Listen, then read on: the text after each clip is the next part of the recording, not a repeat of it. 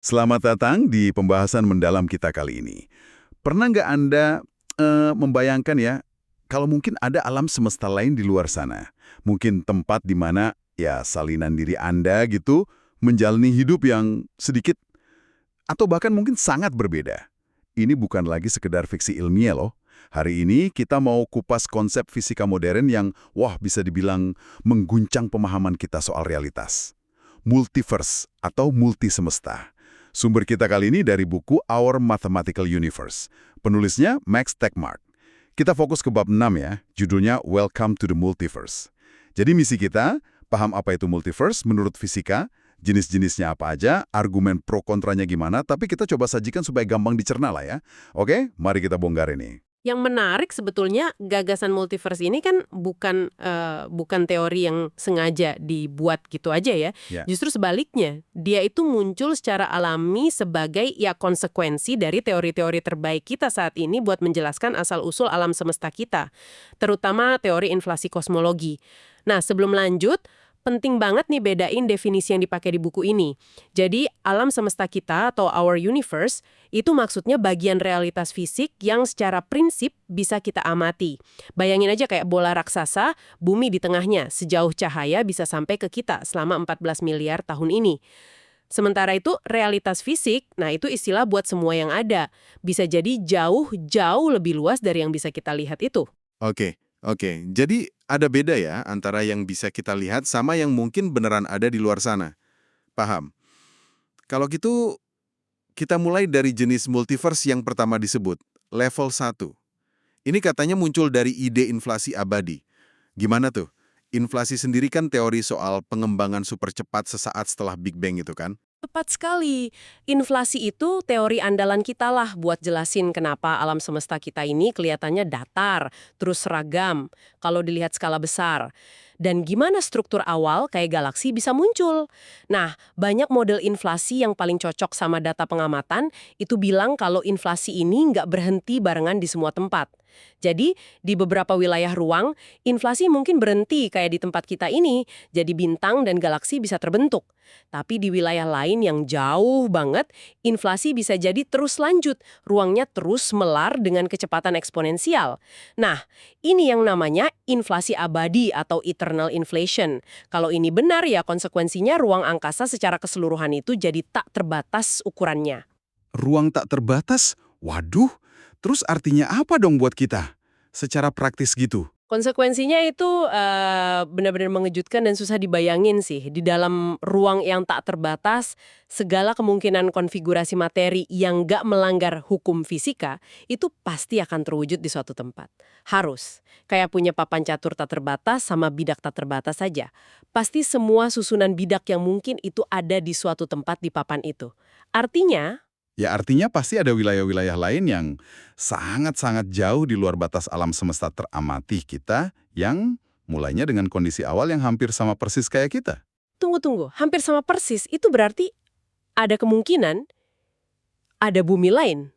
Ada salinan diri Anda gitu. Mungkin dengan pilihan hidup yang beda. Secara teori iya, itu impinya multiverse level I. Karena hukum fisika fundamental diyakini sama di seluruh ruang tak terbatas ini, satu-satunya beda antar wilayah ya cuma kondisi awalnya. Kondisi awal ini ditentukan sama fluktuasi kuantum acak pas periode inflasi awal. Bayangin inflasi itu kayak proses meregangkan kain ruang waktu secara dahsyat gitu ya.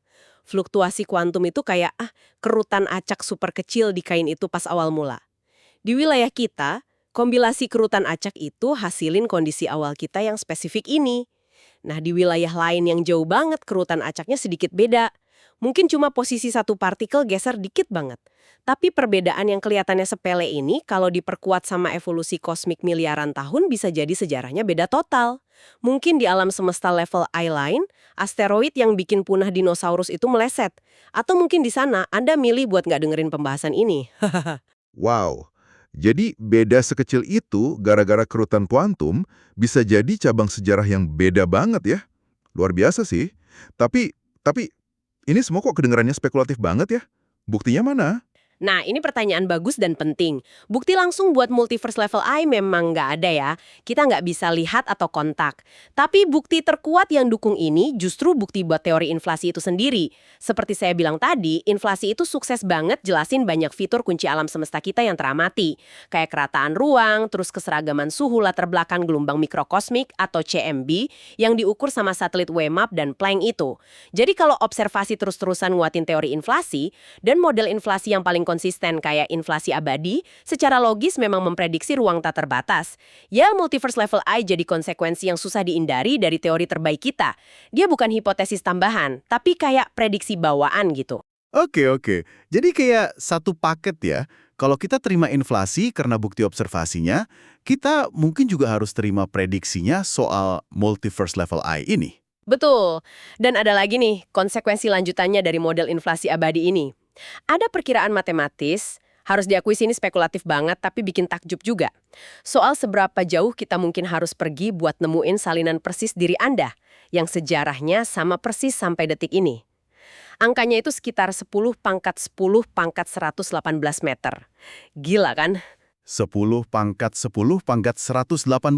Iya, jarak yang saking besarnya secara praktis, bahkan teoretis pun, kita nggak akan pernah bisa interaksi atau buktiin keberadaan salinan spesifik itu. Keberadaan mereka itu lebih kayak konsekuensi matematis aja dari ruang tak terbatas. Bukan tempat wisata yang bisa kita datengin. Bener-bener nggak kebayang sih jaraknya. Oke, itu level 1 ya. Hukum fisika sama. Sejarah beda, dipisahin jarak kosmik yang gila. Nah, sekarang kita ke level 2. Katanya ini lebih liar lagi. Iya, multiverse level 2 ini melangkah lebih jauh, ini juga seringnya prediksi dari teori inflasi abadi yang sama, tapi di sini bedanya bukan cuma kondisi awal atau sejarah, tapi hukum fisika efektif itu sendiri bisa beda antar alam semesta. Nah, ini gagasan yang jauh lebih radikal, karena ini nantang asumsi kita soal fundamentalnya hukum alam. Tunggu sebentar. Hukum fisika bisa beda. Bukannya hal-hal kayak kekuatan gravitasi, massa elektron, kecepatan cahaya, itu konstanta universal yang fundamental, tetap di mana-mana. Nah, disinilah konsepnya jadi lebih dalam, dan terus terang lebih spekulatif juga. Sering dikaitin sama ide dari teori string atau teori M. Kemungkinannya gini, mungkin ada satu set hukum fisika fundamental yang paling dasar yang berlaku di mana-mana. Tapi, hukum fundamental ini mungkin ngebolehin ruang itu sendiri ada dalam berbagai fase atau keadaan vakum yang beda-beda. Mirip kayak air lah. Air kan bisa jadi es, cair, atau uap. Padahal hukum kimia H2O-nya ya sama aja. Nah, di tiap fase ruang yang beda ini, konstanta alam yang kita ukur kayak kekuatan gaya nuklir kuat, gaya elektromagnetik, massa partikel quark, atau bahkan properti dasar kayak jumlah dimensi ruang yang kita alami, 3 ruang 1 waktu, itu bisa punya nilai atau bentuk yang beda. Jadi kayak ada knop kosmik gitu ya, yang settingannya beda di tiap alam semesta level 2 ini. Analogi knop itu cukup pas. Bayangin ada panel kontrol kosmik, banyak knopnya. Tiap knop itu mewakili satu konstanta fundamental atau parameter fisika. Di alam semesta kita ini, knop-knopnya kebetulan pas di posisi tertentu, yang hasilin fisika yang kita kenal.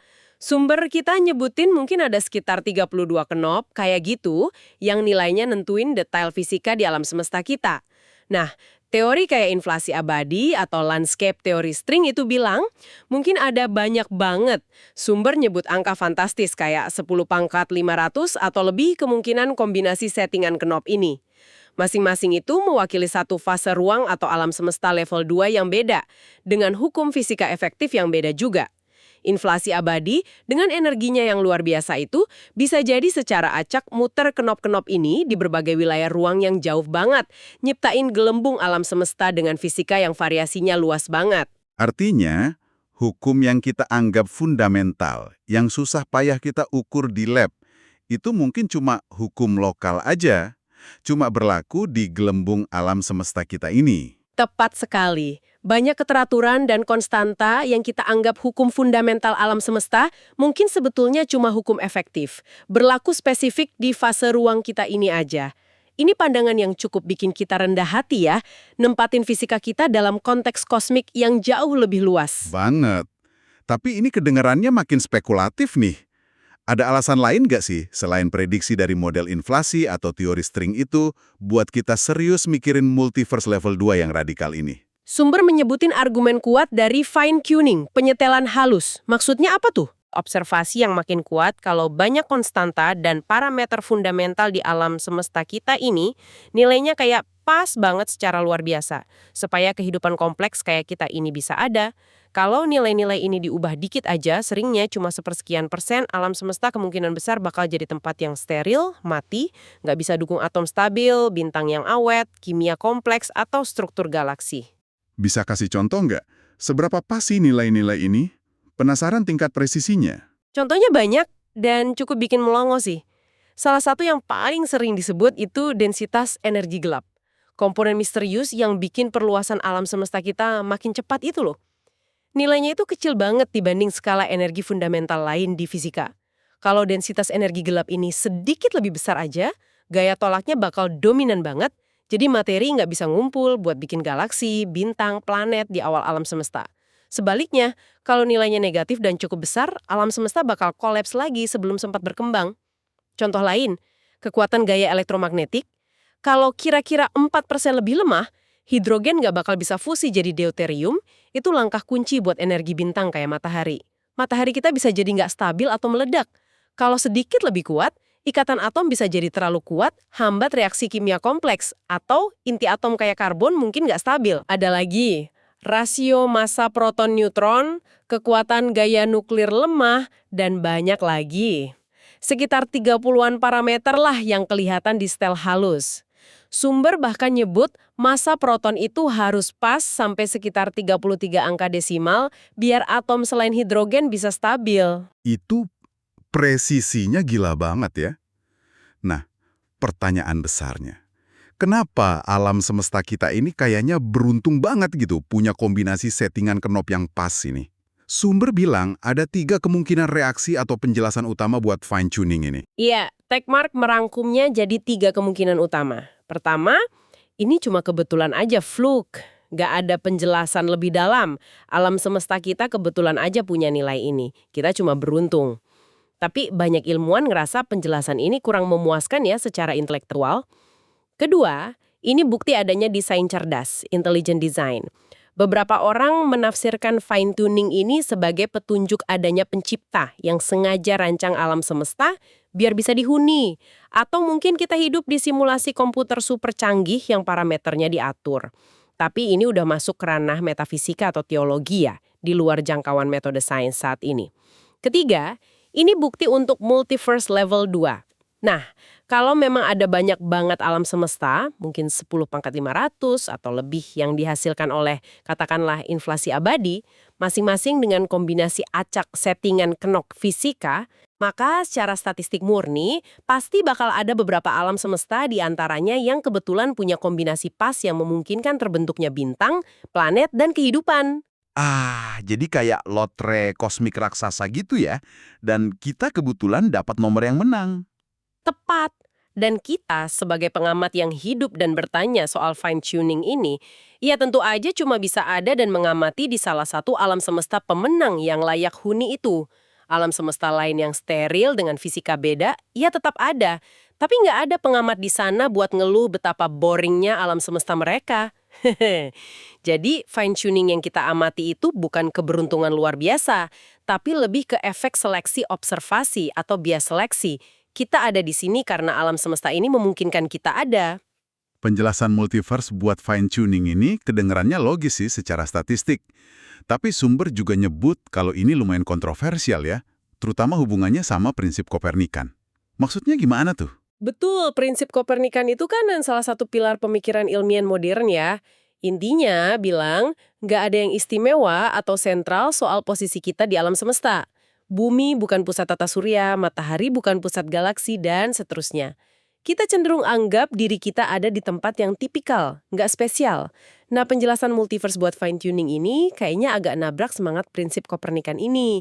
Kalau multiverse level 2 itu nyata, maka alam semesta kita dengan nilai konstanta yang pas buat kehidupan ini justru jadi sangat atipikal, nggak biasa, dibanding mayoritas alam semesta lain yang mungkin mati dan steril. Misalnya alam semesta dengan energi gelap jauh lebih besar, mungkin jauh lebih umum secara statistik. Ini membawa kita ke konsep namanya prinsip antropik lemah. Weak Entropic Principle, yang pertama kali rumusin itu Brandon Carter. Prinsip ini bilang kalau kita harus mempertimbangkan fakta bahwa keberadaan kita sebagai pengamat itu membatasi jenis lingkungan kosmik yang bisa kita amati. Dengan kata lain, kondisi yang kita amati ya harus kompatibel sama keberadaan kita. Beberapa ilmuwan ngerasa ini kayak langkah mundur dikit. Agak ngingetin ke pandangan geosentris kuno yang nempatin kita di posisi unik atau istimewa. Meskipun sekarang istimewanya dinilai konstanta, bukan lokasi ruang. Ini perdebatan filosofis yang menarik ya, di dalam sains itu sendiri. Tapi ini juga bawa kita ke pertanyaan paling mendasar dan sering banget ditanyain. Kalau kita nggak bisa datengin, lihat, atau interaksi sama alam semesta paralel ini, gimana mungkin konsep multiverse ini bisa dianggap sains sejati? Bukannya sains itu butuh hipotesis yang bisa diuji lewat observasi dan eksperimen? Ini poin krusial banget. Dan sumber perdebatan yang valid dan sehat kok di komunitas fisika penting banget buat paham ini dengan benar. Alam semesta paralel, baik level 1 maupun level 2, itu bukan teori independen yang berdiri sendiri, yang sengaja diciptain biar keren gitu, bukan. Sebaliknya, multiverse itu sebuah prediksi matematis, atau konsekuensi logis yang muncul dari teori-teori fisika lain yang lebih fundamental. Teori-teori yang memang dibuat buat jelasin observasi di alam semesta kita, kayak inflasi kosmologi atau teori string tadi. Nah, supaya sebuah kerangka teori ilmiah dianggap sahih atau potensial benar, kita nggak perlu kok bisa nguji semua prediksinya secara langsung dan satu-satu. Cukup kalau setidaknya satu atau beberapa prediksi kunci dari teori itu bisa diuji lewat observasi atau eksperimen. Dan hasil tesnya dukung teori itu. Berarti fokus pengujiannya bukan di multiverse-nya itu sendiri, tapi di teori induknya yang ngeprediksiin itu, ke inflasi tadi. Tepat sekali. Contohnya teori inflasi. Inflasi itu bikin sejumlah prediksi spesifik yang bisa diuji dan lagi terus diuji dengan presisi tinggi. Misalnya, dia prediksi pola statistik tertentu di fluktuasi suhu CMB, spektrum kepadatan materi di alam semesta awal, bahkan mungkin adanya gelombang gravitasi primordial. Sejauh ini, data observasi dari satelit kayak COBE, WMAP, dan Planck itu cocok banget sama prediksi inflasi soal pola suhu CMB. Kalau observasi ke depan terus dukung inflasi, misalnya berhasil deteksi gelombang gravitasi primordial yang diprediksi itu, dan kalau model-model inflasi yang paling konsisten sama semua data ini kayak inflasi abadi secara inheren dan nggak terhindarkan, memprediksi adanya multiverse, ya kita secara logis harus mulai terima multiverse sebagai bagian dari paket ilmiah itu. Meskipun kita nggak bisa amati alam semesta lain secara langsung, keberadaannya didukung secara nggak langsung oleh keberhasilan teori yang memprediksinya. Bisa dianalogikan sama sesuatu nggak, biar lebih gampang? Analoginya mungkin kayak keberadaan lubang hitam ya. Puluhan tahun lalu lubang hitam itu kan prediksi murni dari teori relativitas umum Einstein. Kita nggak bisa lihat lubang hitam langsung, tapi kita terima keberadaannya karena kita bisa amati efek gravitasinya ke bintang di sekitarnya, ke emisi sinar X dari materi yang jatuh ke dalamnya.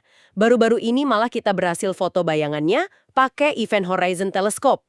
Keberhasilan relativitas umum jelasin fenomena lain yang teramati itu ngasih kita kepercayaan pada prediksinya soal lubang hitam jauh sebelum ada bukti langsung. Nah, sama juga, kalau inflasi terus lulus ujian observasi, prediksinya soal multiverse meskipun nggak teramati langsung bakal dapat kredibilitas ilmiah. Oke. Ini penjelasan yang sangat membantu sih buat memahami status ilmiah multiverse ini ya. Jadi, kalau dirangkum nih, perjalanan kita hari ini bawa kita nyelam ke ide multiverse yang luar biasa ini. Konsep yang menariknya lahir bukan dari imajinasi fiksi, tapi dari upaya keras fisika modern buat paham asal-usul dan hukum dasar kosmos kita sendiri. Kita udah kupas multiverse level I, alam semesta paralel yang mungkin ada jauh di luar sana, di mana kembaran Anda bisa jadi hidup dengan hukum fisika sama persis, tapi sejarah hidupnya beda, gara-gara beda kondisi awal kuantum. Multiverse level 2 yang lebih radikal, di mana bukan cuma sejarah, tapi hukum fisika efektifnya sendiri bisa beda antar alam semesta. Seolah kenop konstanta alam punya settingan beda di tiap gelembung alam semesta.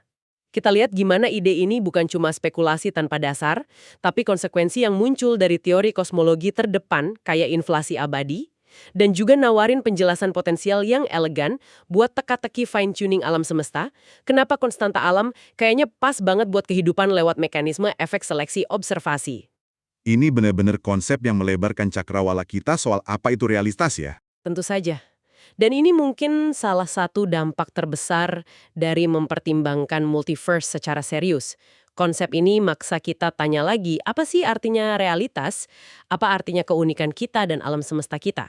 Kalau memang ada tak hingga salinan diri Anda di level 1, atau alam semesta dengan fisika beda banget di level 2, apakah itu otomatis ngurangin makna atau nilai eksistensi kita di sini, di alam semesta spesifik ini? Atau justru sebaliknya, apakah ini memperluas pemahaman kita tentang kemungkinan kosmik yang maha luas dan nempatin kita dalam struktur realitas yang jauh lebih besar dan kompleks dari yang pernah kita bayangin? Sumber yang kita bahas, buku Techmart itu, bahkan dorong kita lebih jauh buat mikirin kemungkinan kalau struktur terdalam realitas itu mungkin dasarnya matematis, dan pikiran kita mungkin punya kemampuan lebih besar buat memahaminya daripada yang kita sadari. Anggap multiverse itu nyata, entah level I atau level 2, atau level lain yang nggak kita bahas, gimana kesadaran akan hal itu ngubah cara Anda mandang kehidupan Anda sendiri? Apakah keberadaan tak hingga kemungkinan lain bikin pilihan Anda di sini jadi kurang berarti? Atau justru lebih berharga karena inilah satu-satunya realitas yang Anda alami langsung? Gimana ini ngubah pandangan Anda tentang tempat umat manusia di kosmos yang maha luas ini? Terima kasih sudah bergabung dalam penjelajahan mendalam kita kali ini tentang salah satu ide paling mencengangkan di fisika modern. Sampai jumpa di kesempatan berikutnya.